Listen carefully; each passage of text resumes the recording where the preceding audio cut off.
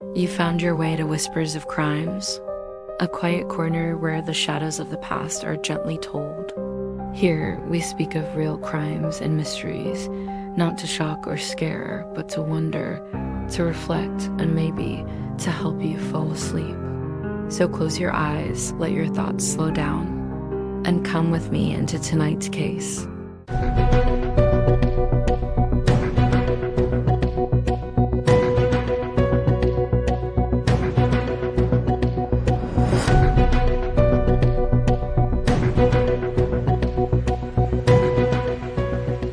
A man in clown-like makeup walked into a Belgian daycare, and within minutes, 3 lives were gone. Infants, a caregiver. No warning, no mercy. What drove a quiet 20-year-old to commit one of the most horrifying attacks in European history, targeting the most innocent? This is the chilling story of the Dendermonde daycare massacre. Chapter 1. A normal morning in Dendermonde, Friday, January 23, 2009, began like any other day in the quiet Belgian town of Dendermonde. Parents dropped off their young children at the Fabelgesland Daycare Center, a small, trusted nursery that provided early education and care to toddlers and infants. Located in a peaceful residential neighborhood, the center was known for its safe, nurturing environment. Inside, about 18 children and 6 staff members were going about their usual morning routines, diaper changes, snack preparation, songs, and crafts. At around 10 a.m., the calm was shattered. A man entered the facility, seemingly unannounced and unrecognized by staff. Dressed in black, with his face painted white and his eyes ringed with black makeup, he evoked imagery of a menacing clown or the Joker from Batman. He was carrying a backpack, and inside it, he held a knife. Without warning, the man launched into a brutal attack, slashing and stabbing indiscriminately at anyone nearby. He moved from room to room, targeting the most vulnerable, toddlers and the staff who tried to shield them. Within minutes, 2 babies and 1 daycare worker lay dead. Several others, 6 children and 3 more staff members, were severely injured. Chapter 2. The Chaos and Aftermath. The daycare was plunged into chaos. Screams echoed down the halls, and teachers desperately tried to defend the children, some placing their own bodies in harm's way. Others hid infants in storage cabinets, behind curtains, or even tried to barricade doors with furniture. Emergency services arrived within minutes after a call was made to the police, but by the time they entered the building, the damage had been done. First responders were faced with a grisly scene. Blood stained the floors and walls. Tiny bodies were rushed to local hospitals, many with critical injuries. For a town not accustomed to violent crime, let alone mass murder, the event sent shockwaves through the community. Hospitals activated emergency protocols. A triage system was established. Volunteers and counselors poured in to assist with the traumatized survivors and families. Authorities secured the scene, sealed off the building, and began hunting for the suspect, who had fled the premises on a bicycle. Within a couple of hours, they apprehended a man matching the description just a few miles away. The question now wasn't just who he was, but why. Chapter 3. Who was Kim de Gelder? The man arrested was 20-year-old Kim de Gelder, a Belgian national with no previous criminal record. He had no known connection to the daycare or any of its staff. During interrogation, he appeared emotionless and nonchalant about what he had done. His painted face and theatrical appearance led investigators to initially suspect he might be mentally unstable or under the influence of drugs. Born in 1988, de Gelder had a troubled psychological history. He had been previously diagnosed with schizophrenia and reportedly suffered from hallucinations and paranoid delusions. His mental health issues were well documented, and he had been hospitalized multiple times. However, he had managed to avoid long-term institutionalization and, crucially, had not been deemed a risk to the public until it was far too late. One particularly chilling aspect of his profile was his obsession with horror films and fictional mass murderers. His painted face and silent demeanor during the attack drew comparisons to the Joker character from The Dark Knight, which had been released less than a year prior. Whether his actions were inspired by such fictional portrayals or simply mirrored his internal psychosis remains a key question in the legal and psychological analysis of his crimes. Chapter 4. The investigation expands as police dug deeper into de Gelder's background. A more disturbing picture emerged.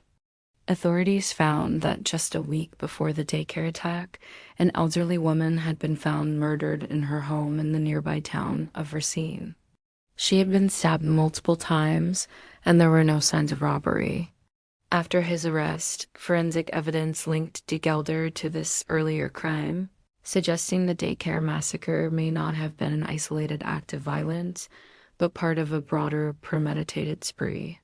Investigators discovered handwritten notes and computer files that suggested de Gelder had compiled a hit list. He had mapped out potential targets, including other daycare centers and public places where large groups of people would be present.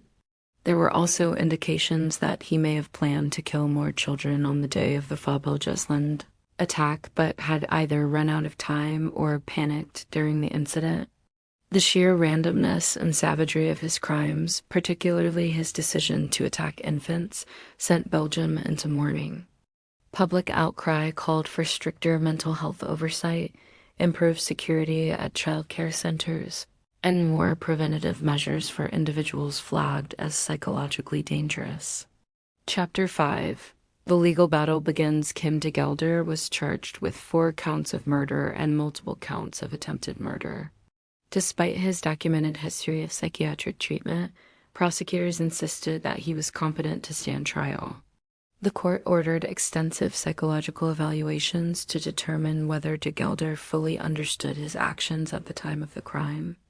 The defense argued that de Gelder was psychotic during the attack and therefore should not be held criminally responsible.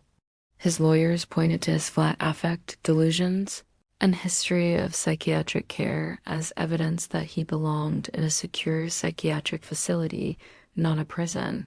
Psychiatrists were split. Some believed he was legally insane, while others said he was aware of what he was doing and had planned the attack in advance. In 2013, after years of legal wrangling, the trial finally commenced. Held in the city of Ghent, the proceedings drew national media coverage and emotional testimony from surviving victims, parents, and medical professionals. Prosecutors described de Gelder as manipulative and remorseless, noting that he had shown no empathy for his victims. His chilling smile in court only deepened the public's revulsion. Chapter 6. The verdict and sentencing. The jury found Kim de Gelder guilty on all charges: 4 murders, multiple attempted murders, and intentional acts of cruelty. Despite his mental illness, the court ruled that he had sufficient awareness and intent at the time of the attacks to be held fully responsible. He was sentenced to life in prison. The verdict was met with relief by victims' families, but also sparked renewed debate about the handling of mental health in the justice system. Critics argued that the psychiatric system had failed not only to protect the public from de Gelder's potential for violence, but also to treat him effectively before he spiraled into homicidal behavior.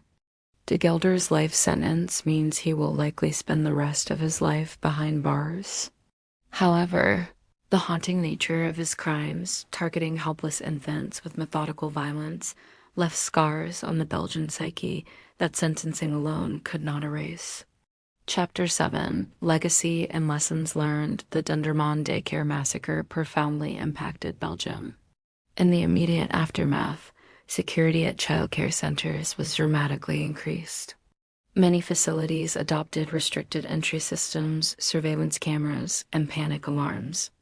Additionally, the tragedy led to a national review of how mental health records were shared among institutions and what thresholds should trigger state intervention.